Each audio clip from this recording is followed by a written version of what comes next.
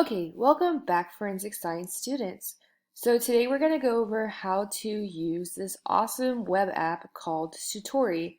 So by now you have completed your live decomposition scenario where you have recorded your observations of the live decomposition scenario that we did in class. And now what we're going to do is put it all in a timeline using the things that you know from your notes and then also your observations from your live decomposition scenario. So once you sign into Sutori, you're going to come to this screen. Then what you're going to do is you're going to go to the stories, and then you're going to click on this plus button to create a new story. So I'll go ahead and show you what that looks like. We're going to use the blanked one because to use the templates you have to upgrade, and we're going to use the free version. So let's go ahead and add a blank one.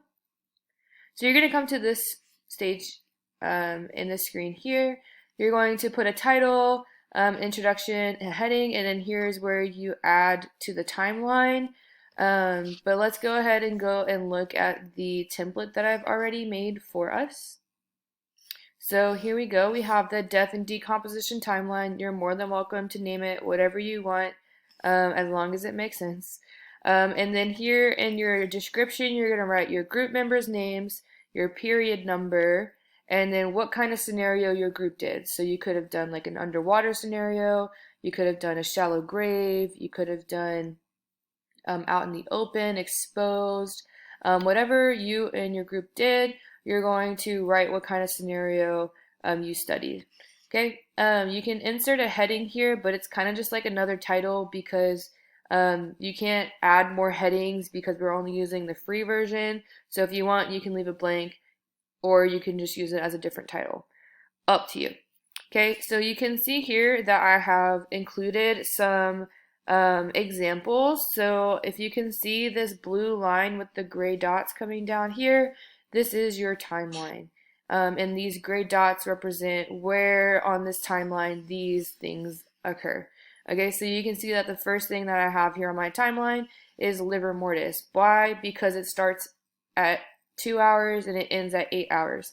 Okay, and then rigor mortis here starts at 2 hours, but it ends at 48 hours. So that's why it's longer or after livor mortis on the timeline. Okay, and then next we have algor mortis. So this is when the temperature of the body matches its environment. Okay, so as you can see, I have images that you can add here, and I'll show you how to do that in a little bit. And then here you can start doing the stages of decomposition for what you did with your scenario. So I'll go ahead and show you. You can, on this blue line, anywhere add something. So here's a plus line, literally anywhere. If you forget something and you want to put it right here, you're more than welcome to do that. But let's just go ahead and add something here. Okay, so you have the options of image or text. A lot of these other things are because you have to upgrade and pay for them, but we're not going to do that. So we're going to do an image or a text. Let's show you what image looks like. So you can upload from your device, YouTube, Google Drive, or voice record. You can also include a link as well, but I went ahead and downloaded some stuff on my computer. So I'm just going to hit browse, and then my stuff will come up here and I can choose whatever. Okay, so that's how you can add something. I'll just go ahead and add this image again just so you see what it looks like. So here you go, here's that image. So you can add a caption and then you can add like a comment. If you want it to look like this, perfectly fine, but you can also expand it. Okay, and so then on your timeline it will look like this. Another cool thing about this is that these little dots right here, you can go ahead and just move whatever you did and move it to a different point in the timeline. So if you mess up your timeline, it's super easy to fix.